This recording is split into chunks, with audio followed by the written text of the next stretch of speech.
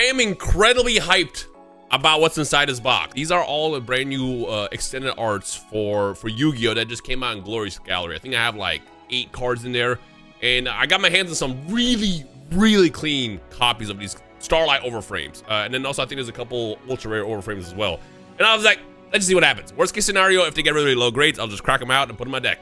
Because Yu-Gi-Oh is a game that we don't just collect, we also play. So it's a win-win. Yo, can we talk about how good like their boxes look now?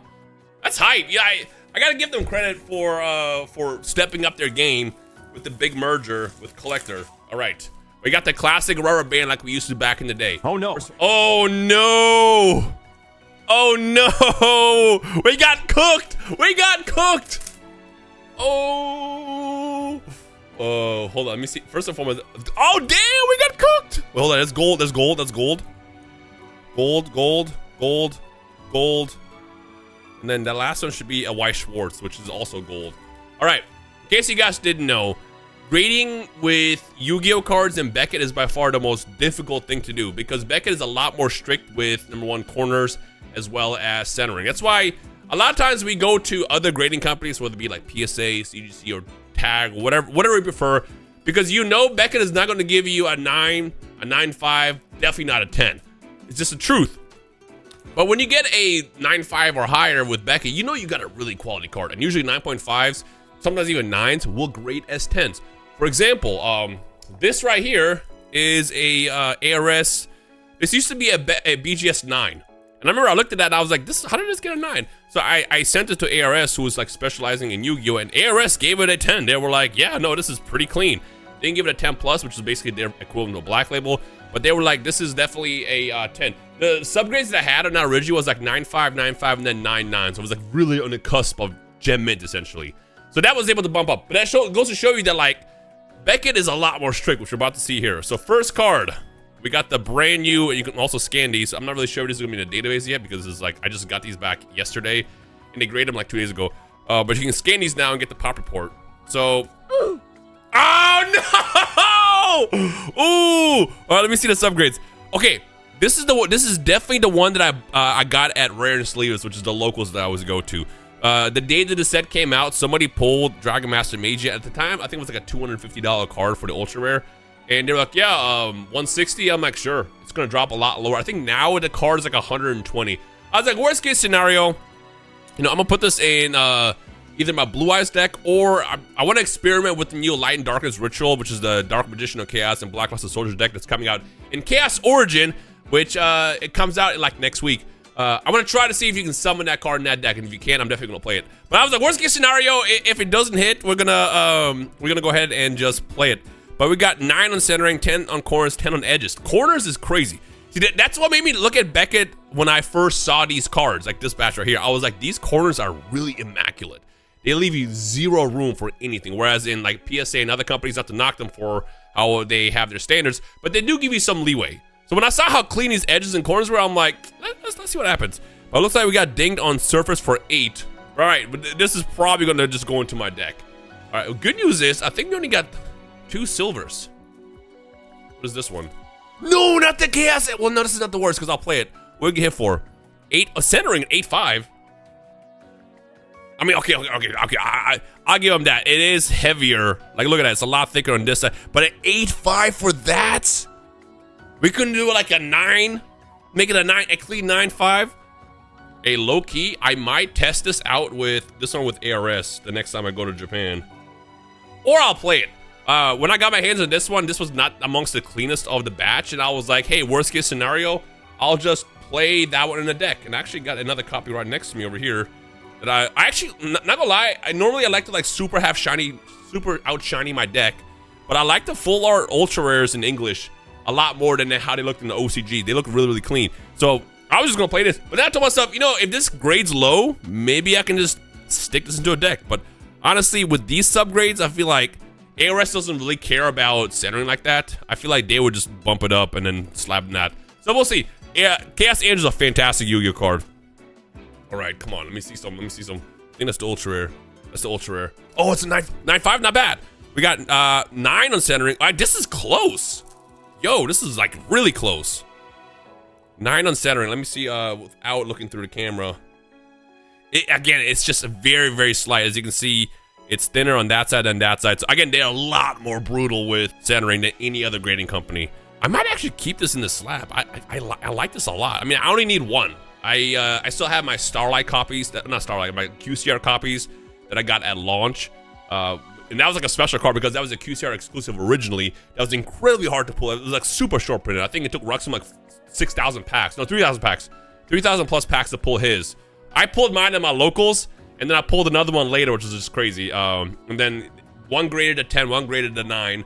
And then I ended up getting another copy later that graded a 9, which I'm just going to stick into a deck. But again, I love how these look. Bro, full art, extended art is what they're called. They're called Aura Frame in Japan. Extended art Yu-Gi-Oh cards look so gorgeous. And the reason why this card's so special is because this is technically the first English full art, extended art, Blue Eyes White Dragon card that we got. Because we're going to get the Magnificent Monsters, which is going to have all the Dark Magician stuff, with also the serialized cards in September. And I assume right after that, we're going to get the Blue Eyes version of that. And then that's going to be the first real Blue Eyes card as a full art. But technically this is, because, and this isn't just Blue Eyes, this is Blue Eyes Ultimate White Dragon with Dark Magician of Chaos riding on his back. Kind of like Dragon Master Knight back in 2006 or something like that. So yeah, this is technically the full art Blue Eyes that you can get. All right, see what we got. That is, oh, that's Dark Magician Girl. This one looked really, really clean too. Ah, oh, it's close. It's super close. I'm not the biggest fan of chibi cards, but some do look really nice. And then also in Magnificent Monsters, by the way, we're getting cooked here, I think. In Magnificent Monsters, we are going to get some better looking chibis that actually have more unique art. Because what I don't like about chibis is they kind of have like this, like, I mean, they're probably going for like the old design, like the 2005, mid 2000s feel. That's why the background is so plain. But in a way that's its own like unique coolness that comes with it. But yeah, this was very, very clean. So we got 9.5 on centering and 9.5 on surface. I feel like we can review this into a 10, I think. Then we got 9.5 on surface. So whether or not I'll actually try to review this, I don't really know yet. Again, I don't really care too much about chibis, but this one, I mean, Dark Magician, come on, she's like one of the coolest cards of all time. All right, what we got over here? That is Dominus Impulse. Dominus Impulse. This is one of those cards you definitely would not. Oh, I saw a grade 9.5. Oh, that's a good 9.5. This is one of those cards where you probably don't want to grade this. Something that I always tell people, and like all these scalpers, quote unquote, and new people coming to Yu-Gi-Oh, is there's certain cards you just do not grade because they're more valuable on the player side. This is like a. I think someone pulled the Starlight version of this at my locals day one. On TCG Play, I think it was like $600 at the time. They were asking for $450 just straight up. And whoever wanted it, I said for $450. I was like, let me think about it. And as soon as I said that, someone else swooped in and bought it from them. And I think as of recording this, it's still like a $500 card on TCG Player and eBay and stuff. But this is a highly playable card. The only reason why I chose to grade this instead of jamming it into my deck, well, number one, I have a ultra rare version as well over here, right here. And again, I kind of prefer playing the ultras more than anything. And I was like, worst case scenario, if it grades really, really low, I would definitely put it in my deck. But I actually really like the art of this. I think Dominus Impulse and Dominus Purge, which came out in the set before that, in Rarity Collection 5, look really, really good. They feel like they're really popping out the card. That's why I chose to grade this. But I'm literally an anomaly. The average person will probably not be grading this. If you're sitting on the opposite end of this card, you're going to be upset. Because essentially what this card does is it's a trap card you can play from your hand. If your opponent tries to special summon a card, you can slam this down from your hand as a hand trap, and suddenly your opponent didn't summon it. People do not like seeing this card on the other end. It's one of those annoying hand traps. But again, for me, I only did it because I just like the art. The dragon just looks so gas to me, and that's why I chose to do this. Oh, this is so sick, though. Dude, we're close, though. Again, I feel like we can review some of these. Again, the only card I really want to see as a 10 is going to be the Dragon Master Major, because that's going to be a big. Oh, this is the one. Yo, hold on. Let's do it like this. Let's do it like this. You know what this is? This is a Pharaoh Rare Blue Eyes White Dragon. Now, what you're going to notice is the name is gold. So, let me explain. When this came out, this rarity originally came out in King's Court, which featured Obelisk, Slifer Sky Dragon, and Winged Dragon of Ra with this rarity. In Europe, if you got it, the names were gold. They were ultra rare, Pharaoh Rare. in North America, we got the secret rare variant, so the names are actually silver. As you can see, silver name. So I always prefer the silver name. I think it looks better, but apparently the ultra rare variants are way harder to get. They were, I don't know, super short printed or something. I'm not really sure. On the King's Court side, nobody wanted the ultra rare. We all wanted the secret rare. On Magnificent Mavens, it was the complete opposite. If you have a ultra rare variant where it's Pharaoh rare with the gold name, it's super expensive. I think at the time when I was looking this up, this card was like selling for like $1,000, which is crazy.